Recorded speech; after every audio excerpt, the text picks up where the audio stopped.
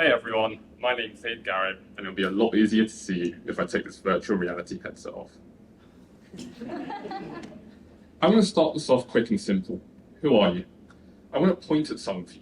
You don't need to think about this. Just say the first thing that comes to your head. Who are you? Cindy. Who are you? Jess. Who are you? Lo. See, the thing is, virtual reality has the ability to take you down paths you cannot experience in today's age. You can choose to be primitive.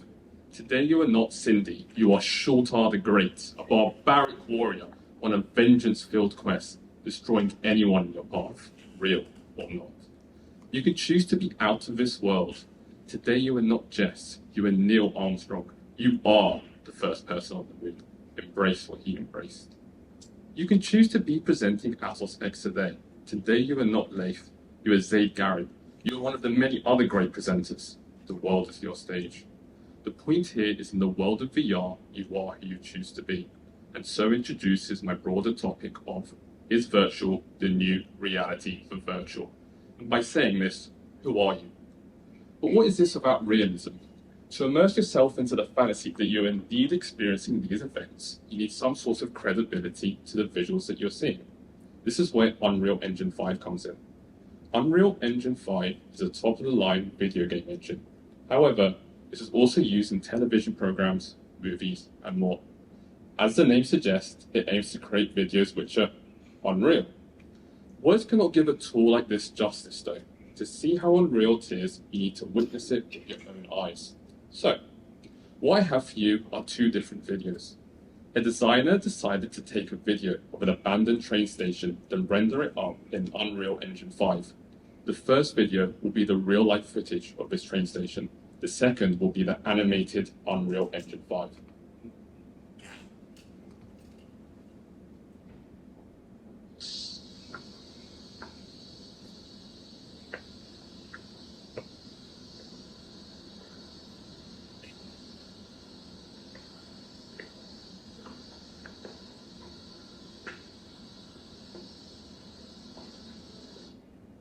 Now, let's move on to the second video of the animated Unreal Engine 5 rendition. Is what I would say if I didn't have to apologize, because I've just bamboozled you.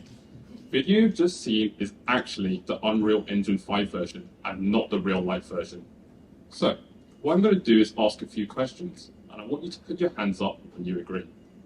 Put your hands up if you agree that the video you've just seen looks like real life. Keep your hands up if you thought it looked like real life, but something still seemed a little off. Put them up. And then put your hands up if you're certain it was not real life footage. Amazing, right? Although some of you could still sense the disparity between what's real and what's not, you still had the itch from your brain thinking, is that really animated? For you to forget about the real world and for you to get full immersion, you need to hear it, you need to smell it, you need to feel it. At the end, you want no doubts, just facts. And although I talk about real, I do not necessarily mean the real world we're living in right now. And what I mean by this is this. If we were to plot an imaginary animal into a virtual world, I would not want someone to blink an eye as it looks real. And to those of you who might be thinking, there's no way you could do that. Imagine if I had to explain a narwhal to you for the first time. You know, it's just a unicorn and it's in the sea and just a lot bigger. Doesn't really make sense, does it? Although I digress, the point I'm trying to make is this. You might think real is what you have seen and experienced in the world, but the truth is, you've never seen it all, and as long as that's the case, you can be made to believe anything. But how long till we can create some sort of alternate reality? With a video market which is growing so quickly, yet installations of upgrades are still on a patch-by-patch basis, meaning we only see the slight yearly progression of videos, it is hard to appreciate how far we have come in the grand scheme of things. It is interesting to hear it has been approximately 134 years since the first video was released. Comparing what this would look like to our Unreal Engine example, although the latter not being of real life, would really show how far we have come and in such a short period of time of human existence. My argument is, if you were to put those 134 years between the past and the present, and then put that between the present and the future, what you'd have by then would be out of this world, or precisely this world. Could we create a real-life simulation? In my opinion, this is not a question of if, but when. We've seen the proof, we've seen the progression, but if that's the case, this is not the question we should be asking. The question we should be asking is this: once we create a real-life simulation, who's to say we aren't in one already? And by saying this, is virtual the new reality for virtual? What this means is that if we're already in a virtual reality, who's to say that isn't one too? And so on, and so on. Now, I'd love to spend all day speaking about this. Sadly, there's only so much time. So what I'm going to do is tackle a few major elements of this. Starting with, how much can you change about yourself in virtual reality? You might be thinking, if I was to be put into the body of someone like Neil Armstrong, I wouldn't think like he does, I wouldn't feel like he does. And you know what my rebuttal to that is? Dreams. Have you ever thought about how out of this world your dreams are? Even though you never seem to remember them, you still fabricate these extreme instances of our world where things such as gravity doesn't exist. Dragons, sure, why not? I can tap dance, who knew? But we all have that same thought when we wake up. Well, that was a weird dream, and with a snap of a whip, you've completely forgotten about it. What does this mean then? What this means is that if you can tap into the part of the brain where these dreams feel oh so natural, who's to say you couldn't put that into virtual reality so it just feels completely normal?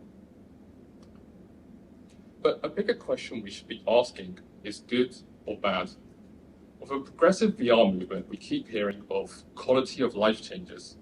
Things such as people who've never walked may be able to walk in virtual reality. People who've lost loved ones may be able to revisit them in virtual reality. People who live an impoverished life can be the richest person in the world in virtual reality. But people often forget that just as easily as you can give someone the ability to walk in virtual reality, you can take it away from someone else. What does this mean then? What this means is that there's clearly good and there's bad, and that means it needs to be governed. Because just as long as you can give someone the best possible reality, you can also give them the worst. One thing that's clear from any progressive VR movement, though, is that you can define yourself for who you want to be, or someone else can define it for you. But the question we should be asking is, what is it that defines you? Is it your job? I'm a software engineer. Is it your race? I'm mixed Arab and English. Is it your emotions? I'm anxious, I'm happy, I'm tired. There's a million ways to answer the question, but one thing's for certain. You can't always change who you are. I am Zade Gharib. I'm not the most confident speaker. I am a human. But once we step into virtual reality, is this you? You might not have guessed, but I'm a massive gamer. I've played games since I was 6 years old. In fact, I've met some of my best friends online, never even meeting them in real life. One thing that I can say from experience is this: people tend to be a shadow of themselves when comparing their online self to their real self. Virtual reality is going to take this to the extreme. Not only will you be there by text and speech, you'll be there in essence by person. But I no longer need to be Zade Gharib. I no longer need to be human. I no longer face reality. So that begs the question, who are you? If we were put into the body of Neil Armstrong for the day, but we got stuck there, who are you? Your previous self or Neil Armstrong? If we are in an alternate reality, who are you? Your previous self or what you've become? If you can walk in the virtual world, are you disabled anymore? Who you are is due to change. Choose virtual and you are going to change. I want to end this with you thinking, who are you and how much would you change about yourself in virtual reality? Thank you for listening. It's been a pleasure.